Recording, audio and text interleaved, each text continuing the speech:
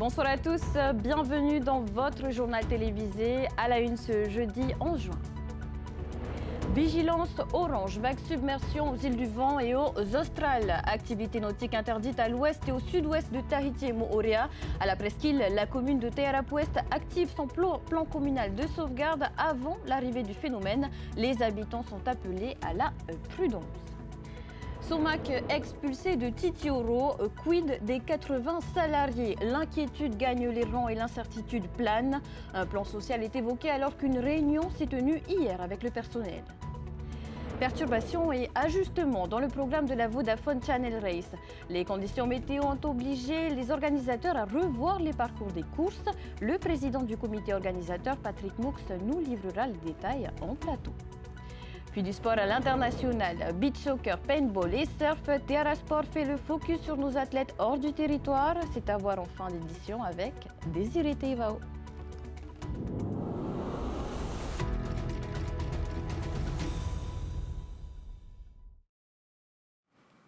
Sur arrêté du haut-commissaire, toutes les activités nautiques sont interdites à partir de demain et jusqu'à samedi entre Tahiti et Moorea sur les côtes ouest et sud-ouest. Et justement, en prévision de fortes houles, Te Arapu-Ouest active son plan communal de sauvegarde, réunion de crise, fermeture des écoles, mobilisation des secours. Les autorités se préparent à l'arrivée du phénomène. Mérité Ato sur des images de Heiro Atuao. À quelques heures de l'arrivée de la grosse et puissante houle annoncée sur les côtes sud et sud-ouest de Tahiti, la commune de Te Arapu-Ouest ne veut rien laisser au hasard. Le plan communal de sauvegarde a été activé ce matin. Des arrêtés municipaux ont été signés et la circulation sur l'eau interdite jusqu'à nouvel ordre. On est prêt pour cette vague qui doit arriver dans la nuit de jeudi à vendredi. Les consignes pour la population, c'est de voir s'ils sont bien protégés et se préparer s'il faut sortir de la maison. Et il y a les numéros de téléphone qui vont être mis sur les réseaux pour qu'ils puissent appeler si jamais il y a un souci immédiat. Et puis nous, on vient et on récupère ces personnes pour mettre dans les forêts Puptura, dans les chapelles qui ont été prévues à cet effet. Qu'est-ce que vous avez fait concrètement pour vous préparer? Retirer les affaires, emmener au temple protestant. Comme là-bas, on peut laisser les affaires et on peut aussi dormir là-bas. Okay. Voilà, il y a mes beaux-parents, belles-sœurs, ils vont aller là-bas dormir. Vous avez déjà vécu une forte houle ici à tout? Oui, le code rouge qu'il y a eu en 2023. Hein. C'était la maison, ça a cassé l'avant, tout. Ça a inondé dans toute la maison. On se prépare déjà, quoi. Hein. Pas comme la dernière fois, on n'a rien fait. Au-delà des mesures administratives, la priorité est aussi de préserver les capacités d'intervention des secours en cas d'urgence. Toute la caserne des pompiers a été affectée justement aux 3 communes. Donc on a différencié chaque équipe à partir de ce soir même. Tous nos véhicules seront déplacés vers la mairie à l'arrière. Le fonctionnement il restera là où il est parce qu'on a tous nos matos là-bas. Tout ce qui est téléphone, ordi, programmation. Par contre, une cellule sera mise en place directement à la salle de mariage à Averao. Par mesure de précaution, les 4 écoles de Te Arapu-Ouest resteront fermées demain. Toute la nuit, les équipes communales et les secours seront en alerte, prêts à intervenir au secours des habitants en cas de besoin. L'inquiétude atteint un seuil critique pour les 80 salariés de Somac à Titioro. L'expulsion de l'entreprise confirmée par la Cour de cassation fait planer la menace de licenciements économiques. La direction reste silencieuse, mais une réunion s'est tenue hier avec le personnel. Esther Cunio, Matayorei. Après 2 ans de bras de fer judiciaire, la Somac va bel et bien devoir quitter son site historique. Le litige entre la société et le propriétaire foncier a abouti en mars dernier au rejet du pourvoi en cassation formé par le propriétaire de la Somac.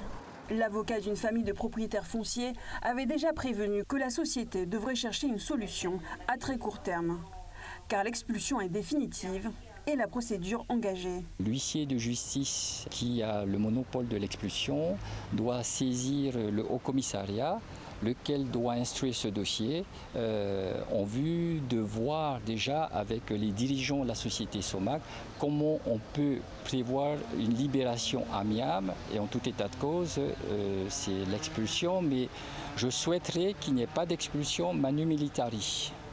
Dans les rangs des salariés, l'inquiétude grandit. Certains évoquent déjà un plan social, mais faute à ce stade de mesures de reprise ou de reclassement, les syndicats préfèrent parler de licenciement pour motif économique. Une réunion hier avec l'ensemble du personnel aurait permis d'annoncer la préparation d'un plan social. Contactée par la rédaction, la direction se refuse à tout commentaire. Si depuis 2 ans, les CDD n'ont pas été renouvelés, quid des quelques 80 CDI restants ? Dès le début du litige en 2024, le président de la SAS avait pourtant anticipé ce scénario, annonçant dans une note de service la mise en place d'indemnités. Une caisse de chômage financée notamment par un prélèvement sur nos ventes est mise en place. Celui-ci prévoit une enveloppe de 178 millions, soit une indemnité chômage de plus de 2 millions par bénéficiaire, versée sur environ 14 mois. Les syndicats espèrent avoir au moins jusqu'à la fin de l'année avant d'évacuer les lieux. Bis repetita à l'Assemblée où le texte d'abrogation de la réforme du régime des non-salariés a été examiné en 2e lecture aujourd'hui. Moins de débat cette fois, mais l'opposition a maintenu son vote tout en dénonçant la position du gouvernement. Veimi Thierlo et Jeanne Tinouroy ont suivi la séance. En seconde lecture à l'Assemblée ce matin, sur demande du gouvernement, l'abrogation de la réforme du régime des non-salariés, le RNS, a été voté par 41 voix pour. Selon la ministre, l'abrogation a pour conséquence directe un retour à la primauté du régime des salariés. Quand une personne est à la fois salariée et patentée, seul son travail de salarié est pris en compte. Elle cotise sur son salaire, mais pas sur ce qui lui rapporte sa patente. Pourquoi le gouvernement qui respecte le vote du 21 mai demande-t-il cette seconde lecture ? Pour une raison simple. La population et les entreprises ont besoin de clarté et de transparence. Car dans les faits, la réforme du RNS et les dispositions qu'elle prévoit est toujours en vigueur, et ce jusqu'à la fin du délai de recours, sinon jusqu'à octobre. La Caisse de prévoyance sociale aurait d'ailleurs appliqué des premières mesures de contrôle aux ressortissants concernés. Je vous ai demandé, pour éviter les contentieux, que pendant cette période transitoire, vous suspendiez l'arrêté d'application de la réforme du RNS. Le directeur de la CPS n'a pas fait preuve de bienveillance pendant cette période transitoire, puisque beaucoup ont déjà reçu une lettre de contrôle. Prise de court dans l'hémicycle, la ministre a reconnu en marge de la séance qu'elle allait vérifier cette situation. Elle s'est également expliquée sur une erreur de langage commise en séance lorsqu'elle a affirmé qu'un arrêté du Conseil des ministres était au-dessus d'une loi du pays. Je me suis excusée auprès de l'Assemblée parce qu'effectivement j'ai utilisé un mot qui n'était pas le bon. Alors c'était pas volontaire bien sûr, je me suis excusée, ils étaient assez remontés. Pour l'opposition, ce couac illustre la méthode d'un exécutif accusé de se substituer au pouvoir législatif. Monsieur Moïtaï menace. Il nous menace, comme il a menacé les entreprises, comme il menace tous ceux qui sont contre son avis. Non, ce Conseil d'État ne nous fait pas peur. On demande simplement que le gouvernement respecte les prérogatives de l'Assemblée et qu'il vienne devant l'Assemblée lorsqu'il a besoin de définir certaines choses. Le délai de recours contre le texte de loi sur l'abrogation de la réforme du RNS est encore en cours. Si le Conseil d'État n'est pas saisi, la ministre s'engage d'ores et déjà à revoir la copie du gouvernement en favorisant davantage la concertation avec les partenaires sociaux. Le Tapura Wiratira prolonge la réflexion pour désigner son second candidat aux élections sénatoriales de septembre. Réuni hier soir en conseil politique, le parti devait trancher ce sujet avec plusieurs candidatures en compétition, celles de Herimwana Mamatouha Hutapu, Jean-Christophe Bouissou, René Temeharo, Félix Barzinas, Orava Guénin et Luc Faataou. Selon nos informations, la validation d'une candidature arrivée hors délai aurait provoqué quelques remous. Un consensus a finalement été trouvé. Le choix revient à Edouard Fritsch qui annoncera l'identité du binôme de Lanaté Touanoui lors d'un prochain conseil. Et puis dans l'Hexagone, l'Assemblée nationale a adopté ce jeudi la proposition de loi de Myriana Redarbelo pour faciliter l'accès aux soins des ultramarins. Le texte vise notamment les patients évassanés, les étudiants et les personnes installées temporairement en métropole, souvent confrontées à des ruptures de droits ou à des avances de frais. Il prévoit la création d'une carte vitale universelle pour les assurés des territoires ultramarins dans la Polynésie française. Retrouvez un article détaillé sur notre site tntv-news.pf. Comment les pays de la région Pacifique peuvent-ils unir leurs forces en cas de catastrophe naturelle? C'est tout l'enjeu de l'opération Marara qui se déroule du 3 au 18 juin. Entre évacuation sanitaire, aide aux populations sinistrées ou encore coordination des moyens de secours, nous avons suivi une séquence de cet exercice multinational. On voit cela avec Léa Gugelman.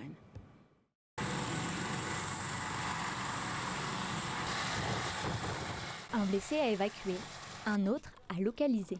Plusieurs victimes à prendre en charge en même temps. Sur le terrain, les militaires engagés dans l'exercice Marara 26 sont plongés dans un scénario de catastrophe naturelle. L'objectif, retrouver les victimes, leur apporter les premiers soins, puis les acheminer vers un poste médical avancé avant leur évacuation. Un exercice qui réunit plusieurs nations du Pacifique autour d'une même mission.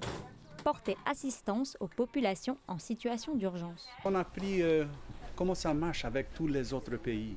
Et les matériels, les avions, l'hélicoptère, ils sont un peu différents, mais la mission c'est la même. On travaille ensemble pour aider les gens. Travailler ensemble malgré des équipements, des procédures et parfois des langues différentes. C'est tout l'enjeu de l'exercice Marara 26, conçu pour renforcer la coordination entre les forces partenaires. Ce genre de simulation nous permet d'apprendre à travailler en multinational parce qu'aujourd'hui, en fait, l'intérêt de l'exercice Marara, c'est qu'on combine différentes nations et qui apprennent donc à travailler tout ensemble pour avoir une force plus importante si un jour on était soumis à ce genre de désastre et si on devait intervenir en multinational. Une préparation essentielle puisque le Pacifique Sud est l'une des régions les plus exposées aux catastrophes naturelles. Dans ces situations d'urgence, l'entraide entre les pays de la région peut faire toute la différence dès les premières heures. La forte houle en cours réannoncée jusqu'à samedi a aussi un impact sur l'un des rendez-vous va de l'année, la Vodafone Channel Race organisée ce week-end à Tahiti. Le risque d'annulation planait jusqu'à hier. Finalement, l'événement est maintenu avec cependant des changements de parcours. Les rameurs et rameuses s'affronteront sur le plan d'eau de la côte Est uniquement. Les détails en plateau avec le président du comité organisateur, Patrick Moux. Bonsoir. Bonsoir Athéna et bonsoir à tous nos téléspectateurs. Alors, Fa'a, Punaouia et Moorea, zone fermée avec la forte houle, pas de changement dans les distances de course, mais des adaptations dans les parcours. Départ de Taoné, direction Pointe-Vénus pour les dames et direction Tiareille pour la grande course. Oui, exact. Malheureusement, jusqu'à encore hier matin, on n'était pas sûr que la course allait se tenir, puisqu'on parlait d'une interdiction totale. Il s'est avéré qu'on a trouvé un arrangement avec les autorités, avec le Haut-Saria que je remercie, la CEPAM et tout ça. Il faut savoir qu'ils ont compris que la proposition que nous avons faite, qui a été retenue, donc qui va être la course qui aura lieu samedi, permet d'éviter la houle qui vient donc de la côte Est. Donc on est, nous, de la côte Ouest. On est à l'abri, nous, de la côte Est. Et donc on va effectivement faire monter tous les pirogues jusqu'à Tiareille. Alors il y a des restrictions à noter, notamment dans les zones de Papeete. Pas de ravitaillement, pas de bateau. Alors, comme tous les ans, il est interdit de se ravitailler à l'intérieur du port, uniquement dans la zone désignée, dans le parcours d'origine qui était à Place Toata. Mais comme maintenant le parcours a complètement changé, la dernière zone de changement, je parle pour la grande course, se fera à la passe Papeete. Voilà. Dans le chenal de Papeete, tout à l'intérieur du port, il est interdit de changer jusqu'à l'arrivée. Alors, il y aura aussi donc la Fa'ati Digue. C'est une course dédiée. Comment avez-vous imaginé cette course? C'est simple. J'ai beaucoup de copains, d'amis qui font la fameuse Fa'ati Digue tous les midis, que ce soit des avocats, des notaires, des hommes d'affaires. Et en fait, ils aiment s'amuser. Et on s'est dit que pourquoi pas, en interne de Vodafone, pourquoi pas les faire un peu s'exprimer. Donc, on s'est parlé sur cette idée. Et comme on faisait des petites courses internes chez Vodafone, on s'est dit, on va maintenant le rendre un peu plus, on va dire, légitime. Et donc, on a décidé de la créer avec une règle qui est quand même, qui est morale. Tu n'as le droit qu'à 3 rameurs expérimentés sur la pirogue. On a un rameur expérimenté, c'est celui qui aura fait, durant les 2 dernières années, soit la Vodafone, soit la Hawaii Kinui. Si elle a fait une des deux durant les 3 dernières années, tu n'as le droit qu'à 3 rameurs de cette catégorie-là. Le reste doit être, entre guillemets, des rameurs qui n'ont pas une expérience, on va dire, d'experts ou de professionnels dans le domaine de la rame. Il y aura aussi une course swim and run, vu que la discipline prend de l'ampleur. Le départ est lancé à 7h30. Et puis, de nombreuses activités à terre. C'est la fête pour tout le monde samedi. Comme chaque année, effectivement, l'anniversaire Vodafone, on fête nos 13 ans. Donc, tu auras plusieurs activités comme on le fait chaque année. Le Hori Tahiti, le volleyball, le futsal, du fitness, du laser game, du maquillage pour les enfants, des ballons qu'on gonflera, qu'on donnera pour les enfants, des activités au niveau des stands où les gens pourront trouver des collations et de l'artisanat. Donc on essaie de couvrir le maximum de domaines pour qu'une famille, et pour que tous les Polynésiens puissent se retrouver durant une journée festive et puissent, entre guillemets, apprécier donc, tout type de sport, tout type d'activité qui permet justement d'attirer le maximum de monde. J'en parlais brièvement au début de cette interview, mais un mot peut-être, plus de détails peut-être sur la grande course, sur le parcours de la grande course. Donc c'est le départ, donc Pastaoné. Tu sors, tu vas vers le tombeau du roi, tu passes un petit peu au niveau de Lafayette, tu remontes le long de la Pointe Vénus, tu passes par le petit chenal de la Pointe Vénus, tu sors à Itimaana, tu vas jusqu'à Tiarei. Tiarei, il y a une bouée qui va être mise. Tu fais un demi-tour et tu reviens à l'intérieur du petit chenal de Maïna pour revenir donc à l'extérieur par la passe Taoné et donc terminer à l'arrivée de la plage de Taoné. Voilà. Mais c'est le même nombre de kilomètres, 60 kilomètres. Patrick Moux, hormis Shelbaa, vous avez un petit favori en tête?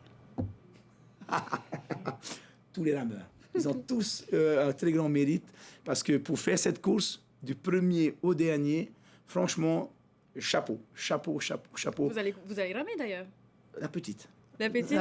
La toute petite, c'est pour un petit décrassage. En tout cas, on suivra ça puisque TNTV sera présent. La Vodafone Channel Race, c'est à suivre en direct TV et bien sûr sur Internet, sur les antennes de TNTV, les réseaux de TNTV, ce samedi à partir de 8h40. Merci Patrick Moux pour ces détails et bon courage. Merci et j'invite tout le monde à venir pour ce grand événement qui aura lieu samedi avec les enfants, il n'y a pas de souci. Le rendez-vous est donné. Après le sport local, focus sur l'actualité de nos athlètes à l'international. Place à Terra Sport.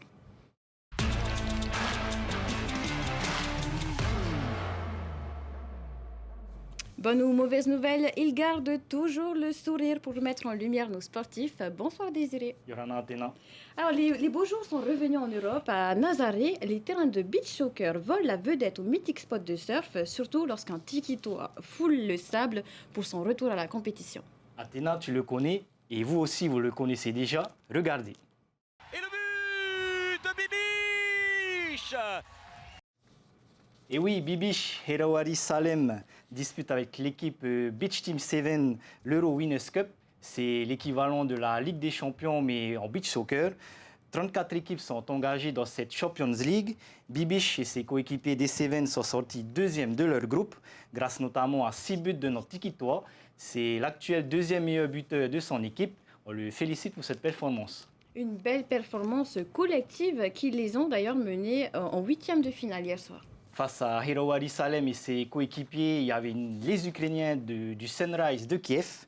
À l'arrivée, une victoire autoritaire de la Beach Team 7 sur le score de 5-1. Le Tikitoa n'a pas marqué sur ce match, mais Bibiche aura l'occasion de faire monter son compteur de but dès cette nuit. En quart de finale, la Beach Team 7 sera opposée aux Israéliens de Falfala. On suivra ça évidemment, Désiré. En tout cas, une chose est sûre, nos Tahitiens visent haut et très souvent, ils font mouche. Nos as de la gâchette de l'équipe Phoenix Tahiti l'ont démontré au championnat de France de paintball.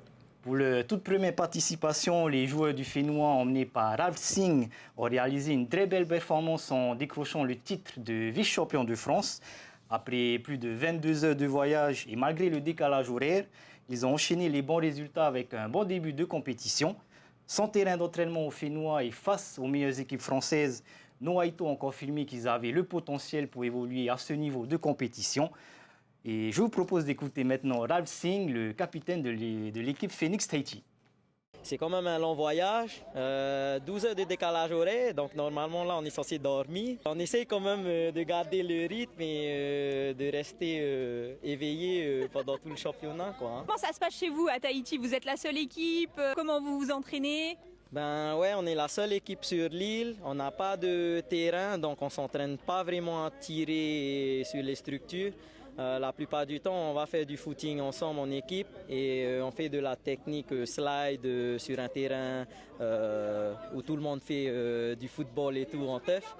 Et sinon, on s'entraîne en snap mais en shadow. Donc on essaie de faire des mouvements en shadow sans vraiment tirer. Et c'est le seul moyen qu'on a pour s'entraîner. Désiré, on en connaît un qui aurait certainement apprécié de profiter de son home spot avec la grosse houle, mais Kaolivas est occupé à porter nos couleurs au Salvador Pro. C'est ça, le champion olympique qui est le dernier rescapé du clan tahitien en Amérique centrale. Hier, Kaoli a passé sa série des huitièmes de finale. Le surfeur de Veirao était opposé au Brésilien Joao Tchanka. Le Tahitien a pris son temps dans une série rallongée à 45 minutes. Kaoli ne prend que 2 vagues face aux 7 de son adversaire, mais ces 2 vagues pour un total de 12,76 lui suffisent pour se qualifier pour la suite de la compétition. Et on aura droit à un quart de finale 100% champion olympique. Le médaillé d'or de Teahupo'o sera opposé à Italo Ferreira. Le premier champion olympique de surf, c'était à Tokyo en 2021. C'est sur ce choc de champion olympique qu'on se quitte ce soir. On se retrouve jeudi prochain. Jeudi prochain, Désiré, merci. On termine ensemble ce journal. Ce soir, TNTV vous propose un programme spécial consacré à la lutte contre l'ice. Dans quelques instants, avec le court-métrage Iceberg, de l'autre côté de la glace, réalisé par les élèves de l'ICEP, puis avec l'émission Outouafare de Taina Fabre, qui recevra des invités engagés dans ce combat. On se quitte sur des images du Taupitian Air. On se donne rendez-vous lundi. Excellente soirée et une très belle fin de semaine à tous.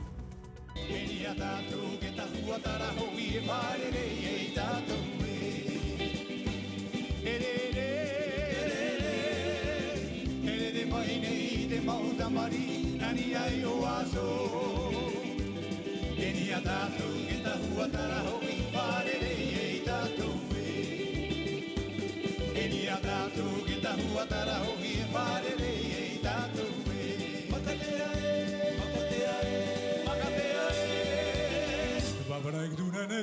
no, no, no, no, no, no, no, no, no, no, no, no, no, no,